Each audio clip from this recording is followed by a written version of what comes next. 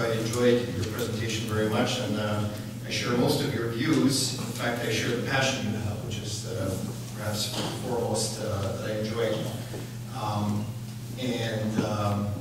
My point, though, is I don't know if the topic's the same, but to me, the question I get thrown, and I think it's tied to this, is питається, що Україна або Diaspora. And my question is not or, it's and. We can't focus just on the diaspora, and we can't focus just on Ukraine. We have to find the right balance at the right moment in history. And those opportunities come and go, they ebb and flow. And we took advantage of those moments during the Orange Revolution, and we collected huge monies, and we sent huge people, because the chance of getting true democracy for Ukraine was real at the time. And I would do it again today. And the question wasn't Abo. It was, that time it was Ukraine. And we have to find those moments in history, and we have to deliver against them. And I agree on most of the points. The oligarchs, I would say, are pure evil, no less so. The civil service is pure evil in Ukraine. Everyone is corrupt. And I don't mean just the civil service. Every single person in Ukraine who pays a bribe is corrupt. And they're corrupting their own network.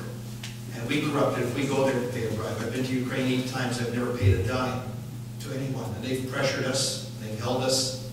And I haven't paid a dime on principle that if the diaspora pays anywhere a bribe, and anybody from the diaspora pays, how the heck can we expect people in Ukraine to stand up for something?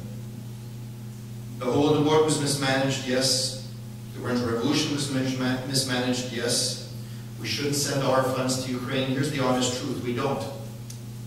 And I keep hearing this in the community, and I keep bringing up the same points over and over again. We send a pittance of money from the diaspora to Ukraine. If you count all of the infrastructure of buildings, how many buildings in Canada we heat, how many buildings we pay taxes on, how many people work in our buildings, how many schools and dancing groups and choirs and everything else of that nature are operating weekly, where people are getting paid and money is being paid out, and how much infrastructure we hold in Canada, where we have the capacity probably to house 2 million Ukrainians in Canada, and we have an active community of probably 30 to 50,000 people. How much money we invest here is huge versus the few dollars we send to Ukraine. Does Cook focus on Ukraine? No. Does our community focus on Ukraine? No. A handful of people from each of those communities, from each of those organizations focus on Ukraine. And because they are probably the most dynamic people in the community, and they often hold leadership positions, yes, it might seem that way that we focus a lot on Ukraine. And I do personally. Because at the right moment, I would do it again today. But we don't as a community. If you count all of the organizations and all of the people who are engaged in Canada, how many of them have been to Ukraine? Very few. How many of them understand Ukraine politically, historically? Very few.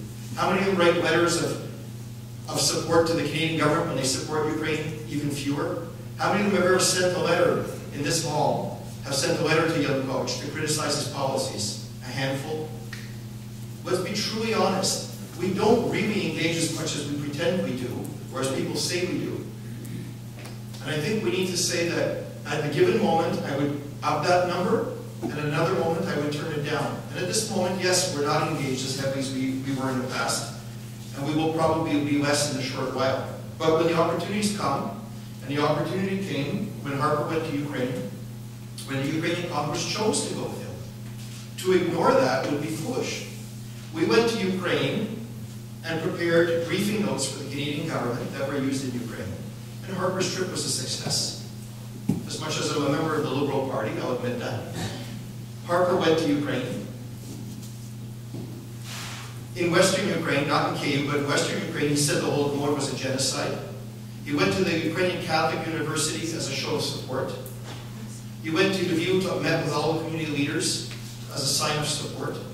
He went to the opposition leader in Ukraine as a sign of support for democracy. And he told the people of Ukraine that you have friends in Canada when you need us. And I think that's a huge victory. And that leads me to the question of the Canada versus US. So again, my thoughts are probably not the way I present them, but I'm trying to respond to the commentaries that were made. Canada and the US, two different diasporas at the moment. Very similar, yet somewhat different.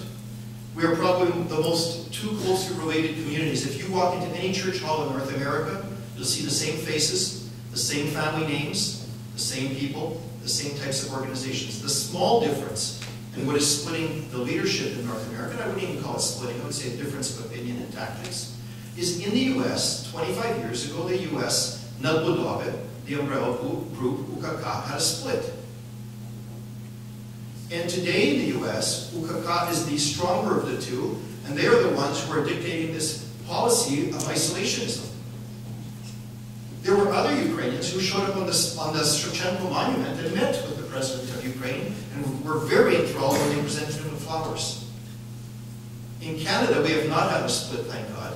We have one unified community, and that means sometimes you have to compromise. The other piece about Canada and the U.S. is Canada's population of Ukrainians is much greater as a percentage than in the U.S. Therefore, we exert more influence.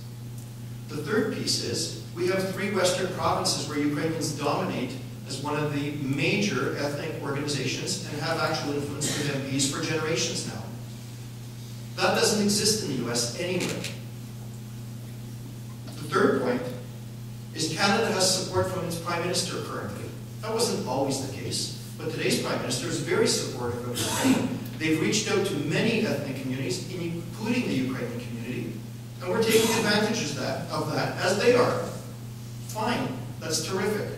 In the U.S., the President doesn't care about the Ukrainian community and doesn't care about Ukraine. President Obama has in fact said he's creating a new world order and restarting his negotiations with the world, which doesn't really include Ukraine. He's more interested in his new world order that will include oil for the U.S. and the fight against terrorism, where he's selling out Ukraine to Russia. So when we look at the opportunities in Canada and the U.S., am I one that wants to cooperate with the President of Ukraine personally? No. Do I see opportunities when we exert much more influence in Canada than the U.S. to perhaps hold a different policy and perhaps play good cop, bad cop? Yes. And that's why the Ukrainian-Canadian Congress, although not unified, gave the benefit of the doubt to today's President that we would cooperate to some degree with Yanukovych, the President of Ukraine, but demand of him that we have more recognition of the Holodomor, that we protect the Ukrainian language, and so on and so forth. So we're playing a tactical game that could end tomorrow, and we made it quite clear at the Ukrainian-Canadian Congress that this tactic would continue only in as far as we thought we were making mileage and headway, and that as soon as we felt we were not, we would no longer continue that route, but we're giving it a try. In the history of Ukraine, had we always come forward and tried every avenue when it presented itself, we might have been further ahead. Had the Kozakian or Khmelnytsky gone further west when he had 300,000 Cossacks under his command, would Ukraine be as it is today? No. Would Ukraine have to sign the Pereslovsky Dogovor? No. Had Mazeppa been able to rally all of the Cossacks in Ukraine, not just his own? Would he have won with Sweden? Perhaps. Would Ukraine look different today? Yes. In World War I, if they had taken advantage, the socialists, instead of letting go 2 million men in arms back to their villages and saying, we don't require you anymore, and they organized them into Ukrainian National Army in World War I, would we have a Ukraine today? Solid, strong? Yes.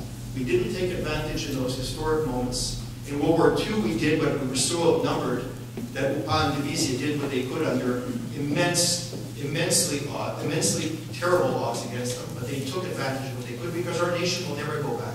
During the Orange Revolution, the people came out, the Ukrainian communities in the West aided where they could, we took advantage, and we should continue to take advantage when we can.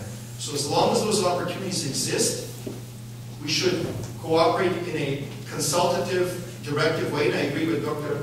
Panichuk, where he says we should be demanding these things of the Ukrainian government. I absolutely agree with him. We have been asked of Ukraine over generations in Canada and in the West to support Ukraine at its most perilous times, that we have earned the right to demand of Ukraine to recognize the Holodomor that killed so many people, amongst other things. We have earned the right to demand of Ukraine that they recognize the UNUPA as a Ukrainian army with all full rights as veterans. We have earned the rights for them to provide the same for Divizia. Yes, we have earned it because they keep asking of us, and we have delivered over and over and over again. And on those points, Dr. Panichuk, I 100% agree with you. Yeah.